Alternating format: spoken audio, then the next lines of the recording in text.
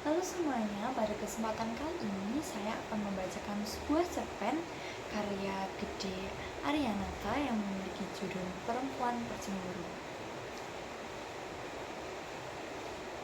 Perempuan bercemburu itu tak pernah lengah sekejap pun mengawasi suaminya.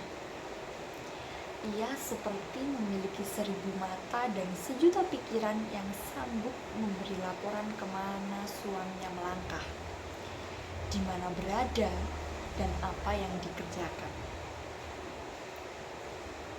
Jadi, kamu ke perpustakaan di balai kota sepulang mengajar tadi, selidiknya. Iya, jadi kenapa? Benar cuma ke perpustakaan.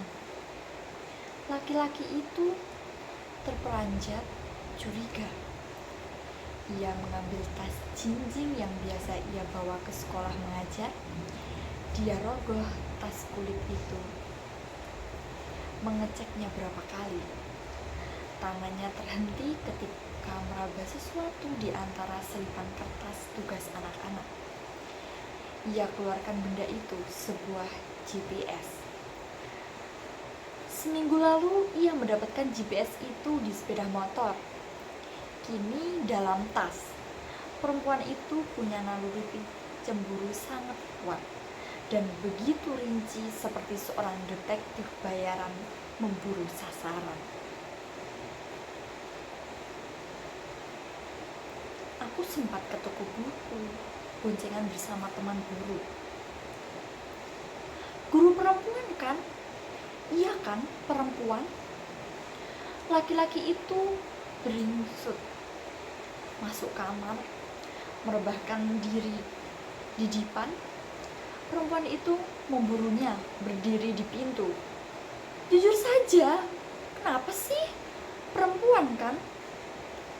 Laki-laki itu menutup kepala dengan bantal.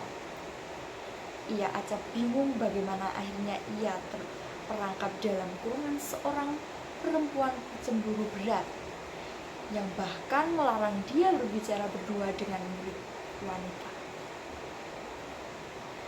Alangkah sengsara lelaki itu.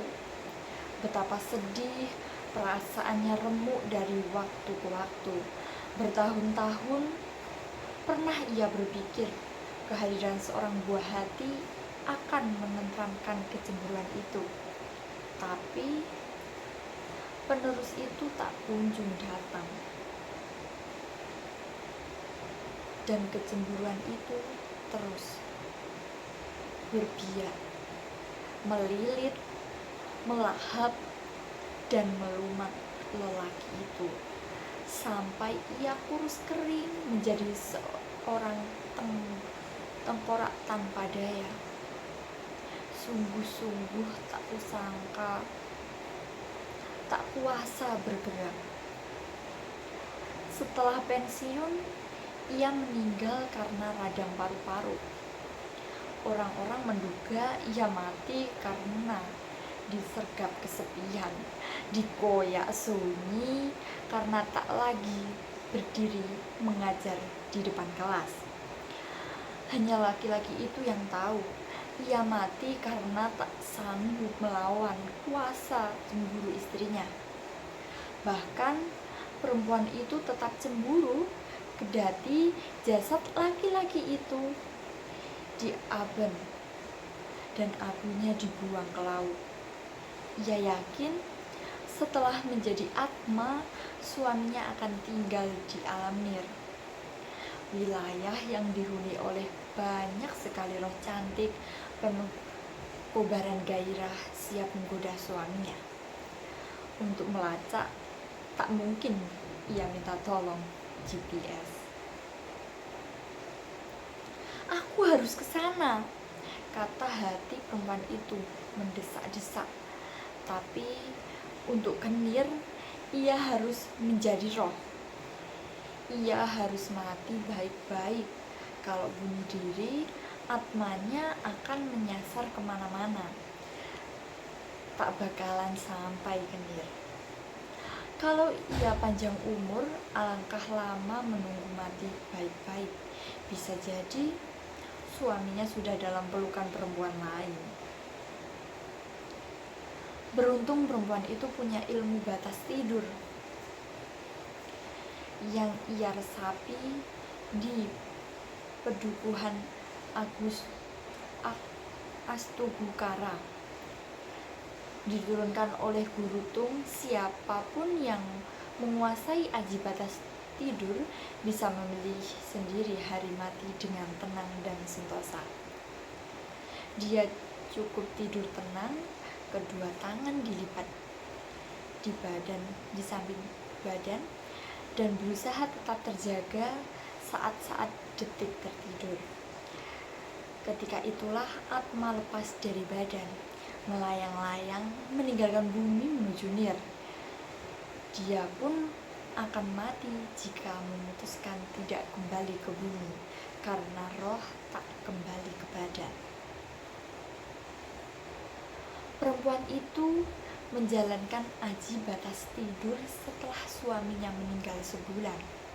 Orang-orang berujar betapa setianya perempuan itu pada pasangannya, sampai-sampai mati cuma 4 pekan setelah ditinggal suami. Hanya perempuan yang setia bisa menjalankan belas asih seperti itu, komentar orang-orang disertai ratap tangis kerabat. Hujan turun lebat ketika perempuan itu tiba di Nir. Kabut menyelinap di mana-mana di wilayah yang tak mengenal perbedaan siang dan malam itu. Perempuan itu menerobos hujan mencari-cari suaminya. Hatinya dak-dikduk terus, disertai harapan jangan sampai suaminya dalam pelukan roh perempuan lain. Perempuan itu terus melangkah hilir mudik. Kadang ia tergopoh-gopoh mendekati sosok seperti suaminya. Hatinya semakin deg-degan, lama sekali, dan sudah sangat jauh ia melangkah. Tak jua berjumpa laki-laki yang meninggalkan bumi baru sebulan lalu. Kepalanya disesaki pikiran curiga, dijejali syak was-wasnya. Cemburu berputar kencang dalam dadanya sebagai hendak merontakan jantungnya. Ketika ia melihat seseorang separuh baya menjinjing buku catatan, pipi orang itu gembul, berkuncir dengan rahang bawah terdorong ke depan dan jidat menonjol, sehingga bola matanya tampak masuk ke dalam kecuruknya. Ia mendekati laki-laki itu, mencakupkan tangan di dada. Bolehkah hamba menanyakan keberadaan seseorang? Sapanya. Hamba baru sampai. Ingin tahu keberadaan suami hamba yang datang ke Nir sebulan yang lalu. Perempuan itu menyambut hari kematian suaminya, menjelaskan ciri-cirinya, penyebab kematian untuk dicocokkan dengan catatan yang dibawa si pipi gembul.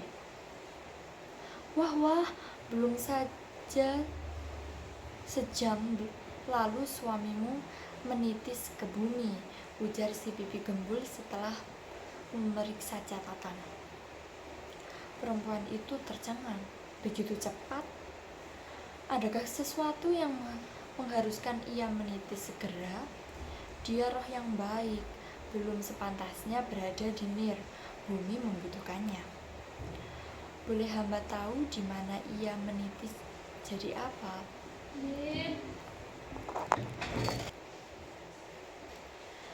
Dia akan menyempurnakan baktinya sebagai guru di kota yang dihuni sebagai suku dan bangsa. Mohon ampun hamba lancang, bolehkah hamba segera menyusul dia? Si pipi gembul tersenyum. Ini demi kesetiaan atau... Hamba bersumpah akan terus merawatnya kemanapun dia pergi. Merawat atau menjaga karena setia atau karena cemburu? Si pipi gembul terkekeh. Perempuan itu melengos malu, tapi ia bahagia karena diperkenankan kembali ke bumi segera, padahal belum separuh hari dia dinir. Tapi kedudukan dan martabatmu akan berbeda jauh dengan dia. Tidak apa, yang penting kami ditakdirkan selalu dekat dan bersama.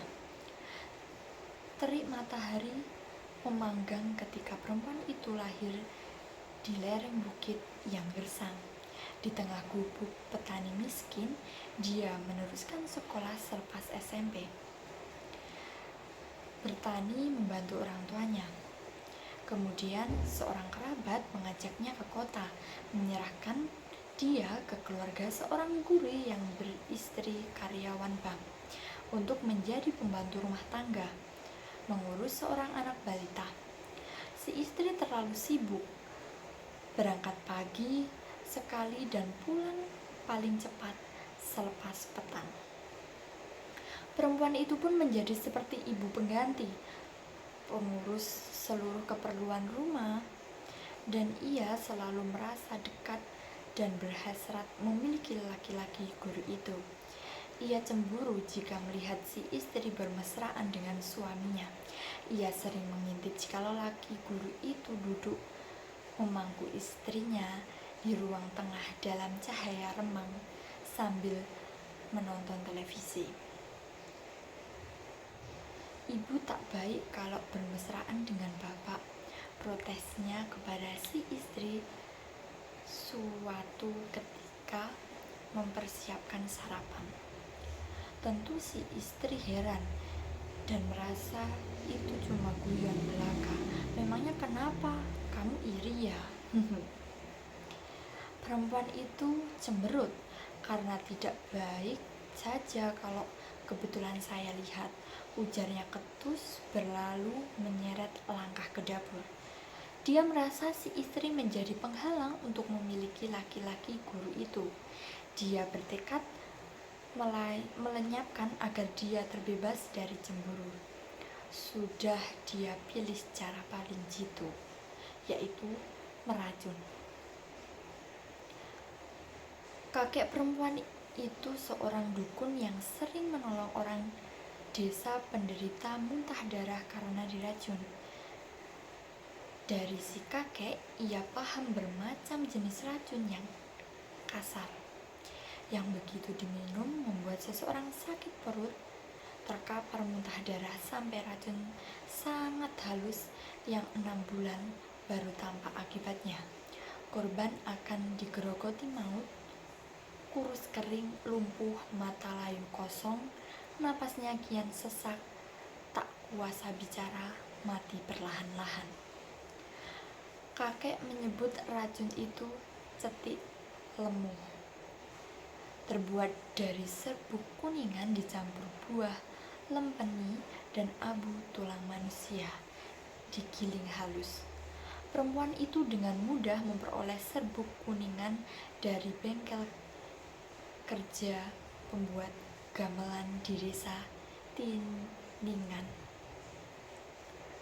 Tulang dibakar dengan mudah ia curi ketika menghadiri ngaben. Buah lempeni banyak tumbuh di kampungnya. Racun itu ia tuangkan ke dalam kopi susu yang ia hidangkan buat perempuan karyawan bank itu setiap sarapan, dicampur dengan setengah sendok teh madu untuk menyamarkan rasa. Enak banget kopi susumu, puji si istri seiring kali ia disajikan. Tentu ia tak sadar setiap teguk yang ia seruput memakan ribuan darah merah dan darah putih di sekujur badan, disertai maut menggerogoti. Sehingga 5 bulan setelah tegukan pertama ia cuma terbaring di tempat tidur. Diare tak kunjung berhenti, tubuhnya tinggal tulang berselimut kulit. 2 bulan kemudian ia meninggal. Dokter mendiagnosis ia menderita kanker pankreas. Tentu yang paling girang adalah perempuan pembantu rumah tangga itu. Kini ia mencengkram nasib sang guru.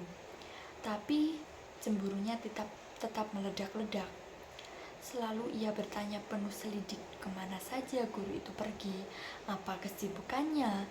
Ia juga melarang sang guru berbicara berdua dengan murid-murid wanita. Suatu hari perempuan itu bertanya, kemana laki-laki itu pergi seusai rapat guru di kantor dinas pendidikan. Jadi bapak cuma rapat, tidak kemana-mana setelah itu. Oh ya, saya singgah ke perpustakaan kota, baca-baca. Dengan siapa ke sana? Dengan guru perempuan kan? Laki-laki itu menyeringai alis tidak mengerti mengapa dia dituduh. Ya, ada guru perempuan ikut, kami bertiga ke sana. Setelah itu, bapak ke pasar Kereneng kan? Ada apa ke sana? Laki-laki itu semakin bingung. Kami beli soto, lapar. Tentu ia tak tahu kalau sebuah GPS dipasang di bagasi motornya, melacak keberadaannya. Memangnya kenapa? Tak elok saja pak, makan bersama perempuan bukan istri, kedati sama-sama guru. Di alam nir, perempuan itu menjadi perbincangan di antara para pencatat aman. Ganjaran apa ya yang kita berikan buat perempuan pencemburu berat seperti itu? Sampai membunuh pesaing jika ia datang lagi ke nir, tanya si pipi gembul kepada rekan-rekannya. Tak ada yang menjawab. Mungkin karena memang belum ada hukuman, mereka sedang menimbang-nimbang penuh seksama. Demikian tadi pembacaan cerpen dari saya.